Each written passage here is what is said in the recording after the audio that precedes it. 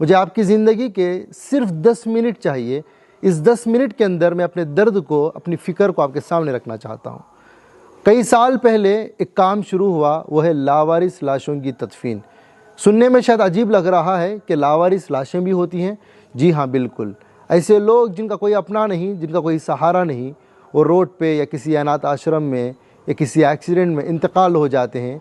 उसके बाद में उनके जनाजे में आने वाला उनका अपना कोई नहीं होता, उनका कोई अपना उनको कफन पहनाने वाला नहीं होता, उनका कोई अपना गुस्ल देने वाला नहीं होता।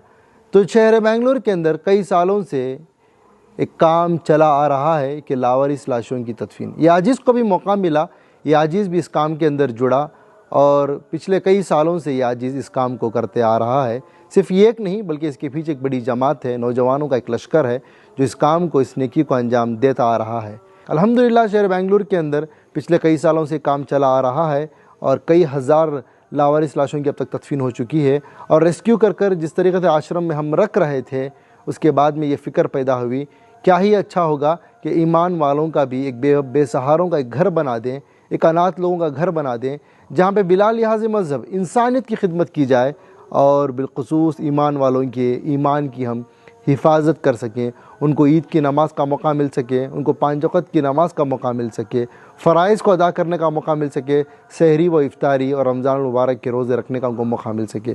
तो इसी फ़िक्र को लेकर 2025 के आखिरी हिस्से में हमने इसकी शुरुआत की और डोनेशन की हमने अपील की।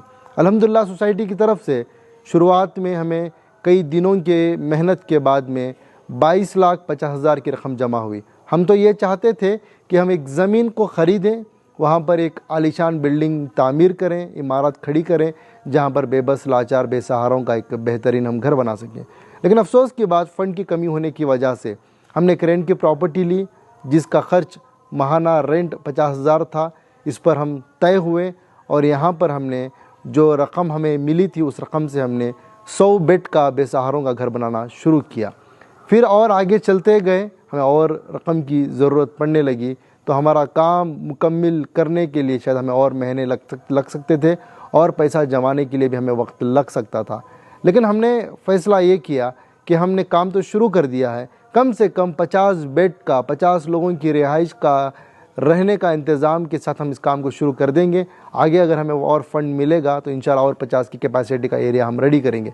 जिस तरीके से आप देख सकते हैं, अल्हम्दुलिल्लाह वितिन 2 मंथ्स 50 लोगों के रहने की जगह तैयार हुई। एक बंजर ज़मीन थी, एक जंगल की तरह, एक कचरे की तरह एक जगह थी। इसे अल्हम्दुलिल्लाह एक नूरानी माहौल दिया गया और एक गोडाउन को, एक शेड को हमने घर में कन्वर्ट किया और हमने बुज़ुर्गों को लाकर उनकी खिदमत करना यहाँ पर अल्हम्दुलिल्लाह शुरू किया। लेकिन बात असल में मैं आज आपके सामने ये रखने जा रहा हूँ कि हम इस कोशिश में अब लगे हैं कि हम इसको चलाते चलाते साथ साथ एक ज़मीन ख़रीदें। ज़मीन की कीमत किसी भी हाल में 1 करोड़ के ऊपर है, 1.5 करोड़ 2 करोड़ भी हो सकती है। इंशाअल्लाह हम वो मशवरा करेंगे, कोशिश करेंगे, शहर के बेंगलुरु के लोगों को भी हम पूछताछ करेंगे, एक्सपर्ट से मशवरा लेंगे, राय लेंगे और कम से कम बजट में हम ज़मीन लेने की कोशिश करेंगे। कम से कम भी अगर चले लेने जाएँ 1 करोड़ से कम हमें ज़मीन नहीं मिलेगी, क्योंकि हमें 1 एकड़ की ज़मीन चाहिए।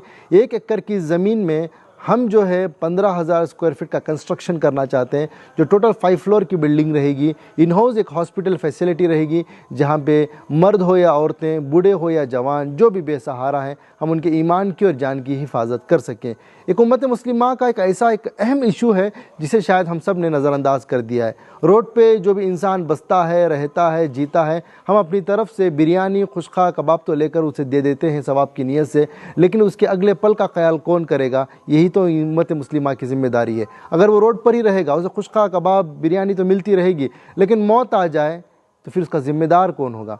फिर मौत के बाद में रोड पर मरने वाले हर इंसान का पोस्टमार्टम किया जाता है, कई दिन मॉर्चरी में, फ्रीज़र बॉक्स में उस मैयत को रखा जाता है। अगर कोई मुसलमान आगे बढ़कर जाकर या इदारा आगे बढ़कर जाकर ये क्लेम करता है, या शहर के अंदर दूसरे भी जो लोग काम कर रहे हैं वो अगर जाकर क्लेम करते हैं, तो बॉडी को मुसलमानों के हवाले दिया जाता है, वरना जला दिया जाता है। अगर किसी वजह से वो मुसलमान आइडेंटिफाई नहीं हो पाए, बल्कि वो उन्होंने ईमान की ज़िंदगी गुजारी है, लेकिन किसी वजूहात की वजह से, जैसे कि दाढ़ी नहीं है या जिस्म में कोई ऐसे असरात नज़र नहीं आ रहे हैं, स्पेशली औरतों के ताल्लुक से कि ये मुसलमान है या नहीं, कन्फ्यूजन हो रहा है, तो ऐसे बॉडीज़ को मुसलमानों के हवाले नहीं दिया जाता बल्कि जला दिया जाता है। तो हमारी ये फ़िक्र है कि ज़िंदेपन में जीते जी उस बेसहारा औरत, माँ, भाई, बहन को हम रोड पर जाकर पूछें कि अम्मा, बाबा, क्यों रोड पर हैं आप? क्या औलाद ने आपको छोड़ दिया? और एक बात मैं आपको ख़ास बता देना चाहता हूँ, बड़ी बात मैं आपको बताने जा रहा हूँ, हर औलाद माँ बाप को नहीं छोड़ देती। हमने ऐसे बुज़ुर्गों को देखा है जिनके जवान बच्चे इनके बुढ़ापे में इंतकाल कर गए, यानी माँ बाप बूढ़े हो गए लेकिन जवान बच्चे माँ बाप के सामने इंतकाल कर गए। हमने ऐसे बूढ़े माँ बाप बुज़ुर्गों को देखा है, ऐसे मियाँ बीवी को देखा है जिनको औलाद ही नसीब नहीं हुई, बच्चे ही नहीं हुए।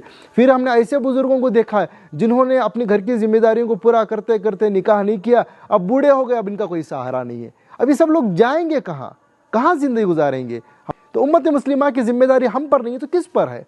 तो मैं तमाम इंसानियत से, मुसलमानों से यही मैं बार बार बार कई दिनों से एक मुहिम के तौर पर चलाता आ रहा हूँ और कोशिश मैं करता जा रहा हूँ कि हम एक ज़मीन ख़रीदने के लिए फ़ंड जमा सकें। मुझे पूरी उम्मीद है कि उम्मत मुस्लिमा मेरे इस मकसद को, मेरे इस विज़न को, मेरे इस इरादे को अगर समझ पाए तो प्लीज़ आगे बढ़कर आएँ। सिर्फ मैं पैसों से मदद करने की बात नहीं कर रहा हूँ, मैं चाहता हूँ कि आप लोग आएँ। रज़ाक पार्लिया में ये जो लोकेटेड है हमारा इदारा, अगर आप फेथ डेस्टिट्यूट सेंटर गूगल में सर्च भी करें, एग्जैक्ट आपको हमारा लोकेशन आपको मिल जाएगा। आप आइए, विज़िट करिए, हमारे निज़ाम को देखिए, हमारे जो हम हालात को फेस कर रहे हैं, जो तजुर्बा लेकर हम बैठे हैं, जिस फ़िक्र को लेकर हम बैठे हैं, इन सारे चीज़ों के सवाल पूछें, जवाबात लीजिए, तसल्ली हो जाए तो आगे बढ़कर आकर सिर्फ पैसे से नहीं बल्कि ज़मीन के ताल्लुक से कोई मदद करना चाहते हैं या फाइनेंशियली पैसों से मदद करना चाहते हैं तो मदद करें। मुकम्मिल इस ज़मीन के ताल्लुक से जिन अकाउंट्स का हमने ट्रांसपेरेंसी रखा है वो वाज़े तरीन ट्रांसपेरेंसी है। हम उस अकाउंट से उस वक्त तक पैसा नहीं निकालेंगे जब तक हम ज़मीन ख़रीदने का पैसा नहीं जमा लेते।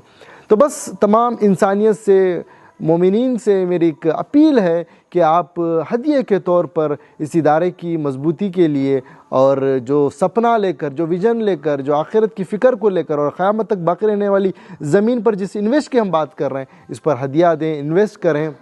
दुनिया में भी अल्लाह सुब्हानहू व तआला आपको इसका अजर व सवाब देंगे और आखिरत के मैदान में लामहदूद ज़िंदगी में भी अल्लाह सुब्हानहू व तआला आपको इसका अजर सवाब देते रहेंगे।